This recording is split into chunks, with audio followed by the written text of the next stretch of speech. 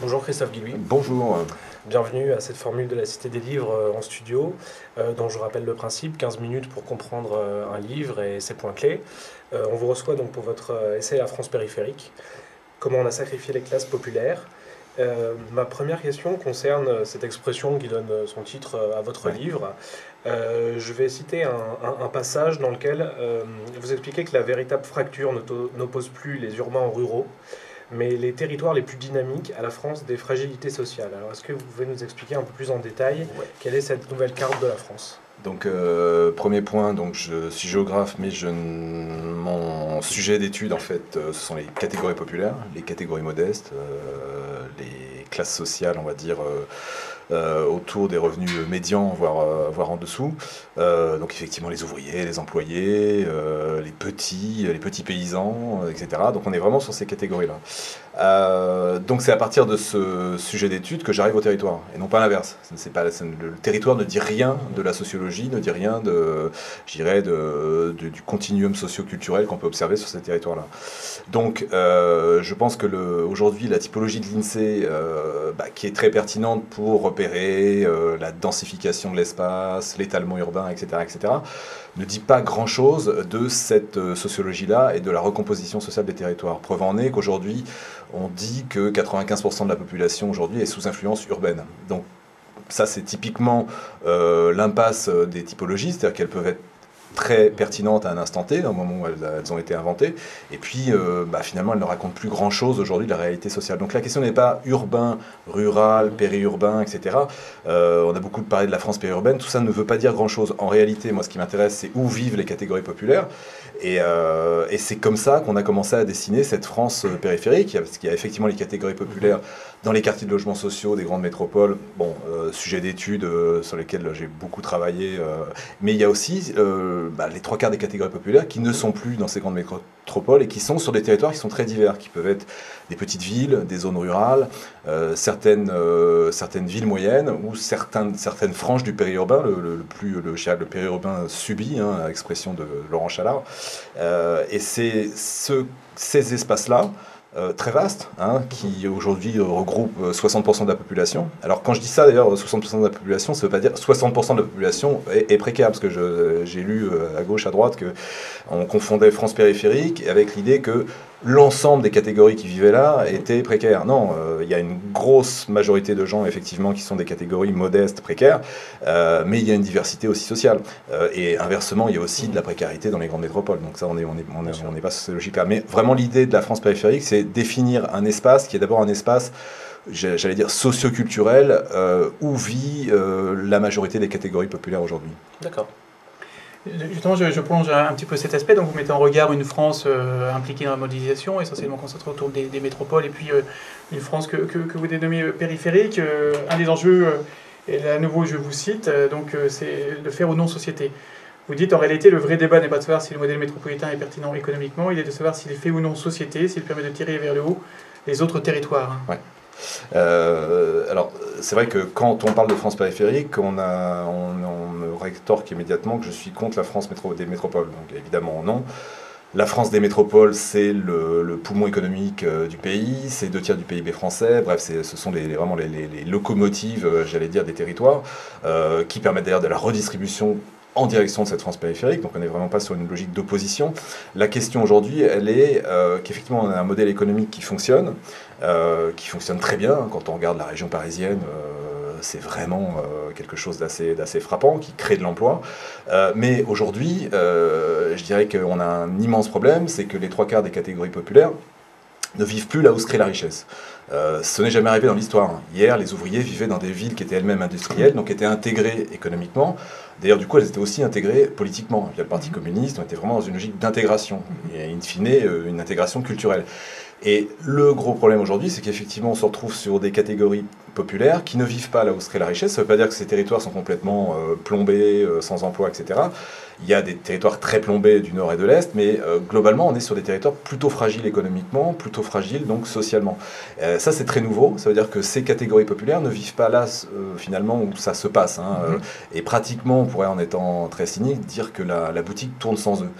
Et du coup, vous retombez sur la question politique et démocratique démocratique actuelle. C'est-à-dire qu'on ne peut pas dire d'un côté on ne vous intègre pas économiquement et s'il vous plaît votez pour les partis de gouvernement qui sont ceux qui ont mis en place finalement le grand projet économique dont on bénéficie nous.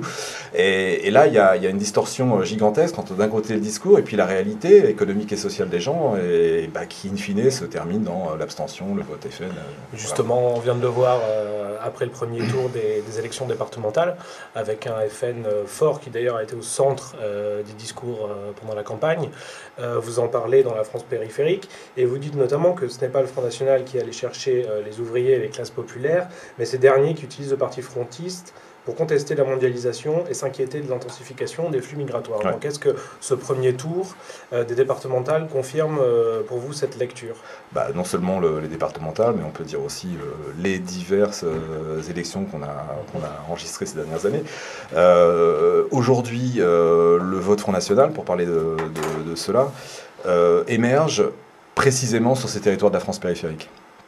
Donc, on voit que finalement cette dynamique, avec des bastions qui sont toujours le nord, l'est, le pourtour méditerranéen, mais on voit bien que quand on zoome sur des régions, sur des départements, la logique est exactement la même à chaque fois. C'est-à-dire que la dynamique FN part des petites villes, des zones rurales, des villes moyennes, et en tout cas à chaque fois des zones économiques les moins actives, des zones économiques qui créent le moins d'emplois. Donc, et effectivement, ce sont les territoires qui sont les plus éloignés des grandes métropoles, des grandes villes actives, etc. Là, il y a une vraie logique, j'allais dire, et sociologique et politique. C'est-à-dire que c'est pas un hasard si le vote FN est devenu un vote de classe. D'ailleurs, avec une sociologie de gauche, c'est vraiment ça la vraie question. Mais il faut bien penser que tout ça est en train de s'uniformiser. On a un vote FN qui s'homogénéise.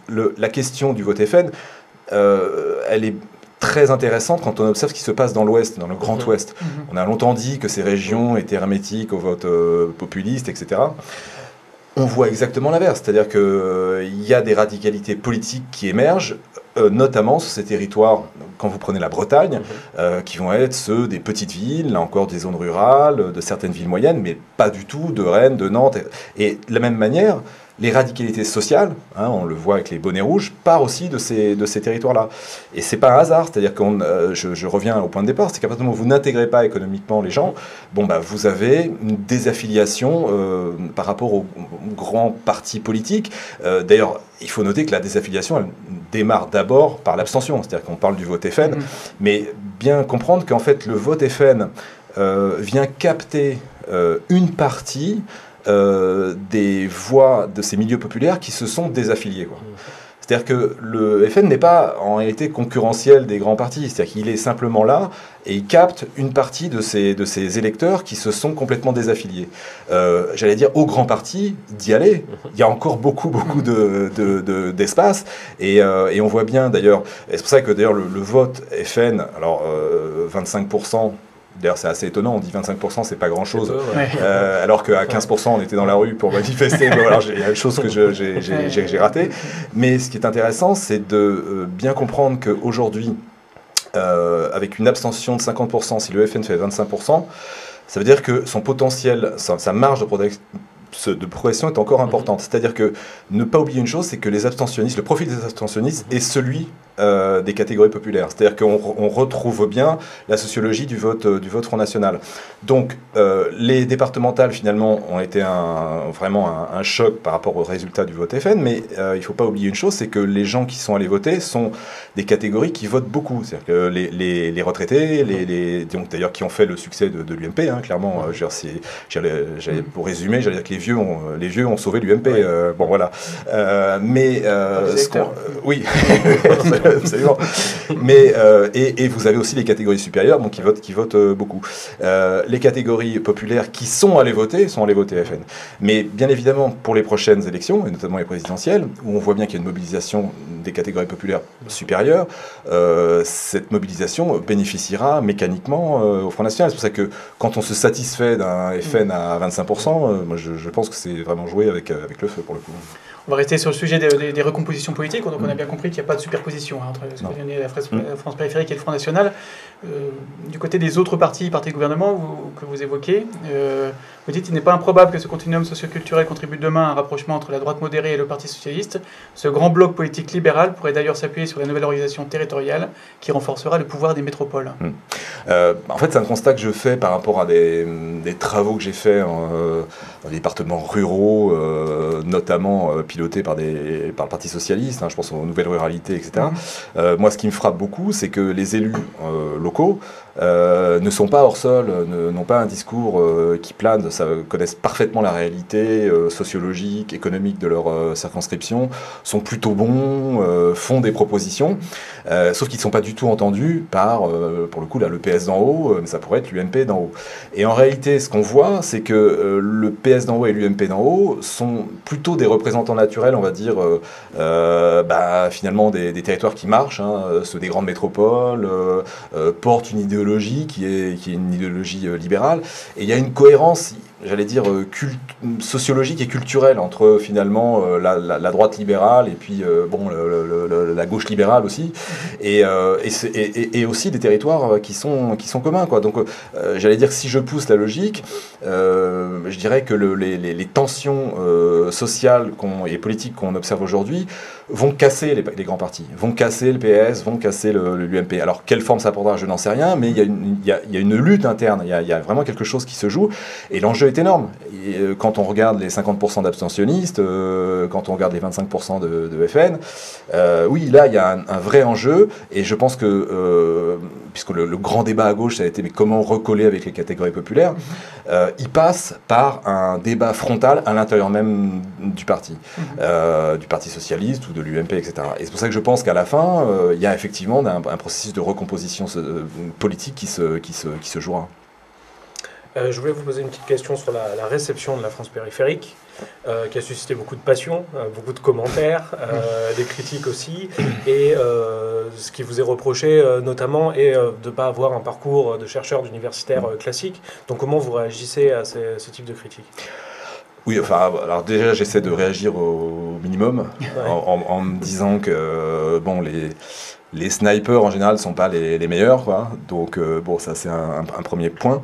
Et puis après, il y a effectivement cette logique, être ou non dans le sérail. Alors, surtout quand on... je pense avoir vu un peu avant les autres des dynamiques. Donc ça crée effectivement des tensions. Il y a toujours des querelles d'ego et autres. Mais sur le fond, je trouve que c'est assez révélateur de l'impossibilité de voir le réel. Parce que moi, je ne fais que observer et dire écrire ce que je vois. Et je crois qu'il y a cette réalité qu'on a appelée la France des invisibles, des oubliés, etc. Et quelque chose comme une forme de mauvaise conscience, notamment à gauche et dans certains milieux intellectuels de gauche, etc.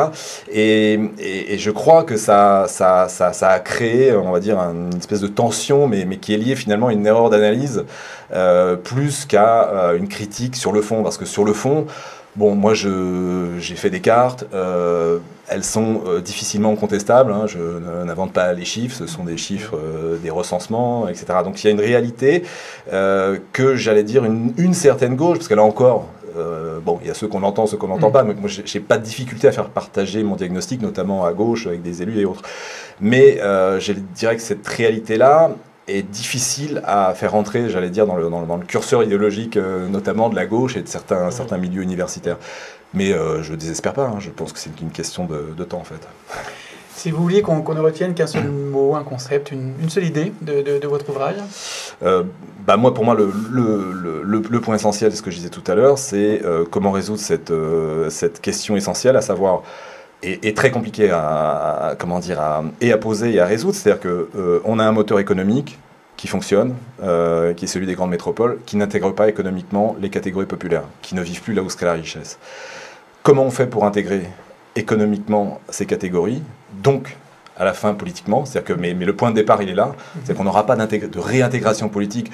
Je veux dire, les grandes envolées autour de la République, etc.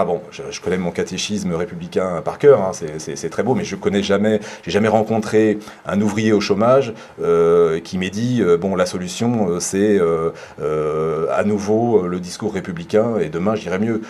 Non, les gens veulent du concret et des solutions concrètes à leur réalité sociale et culturelle. culturel, c'est de ça dont on parle. Mais c'est ça, j'allais dire que le point essentiel, il est là. Comment on réintègre? Christophe Guéry, merci. Merci.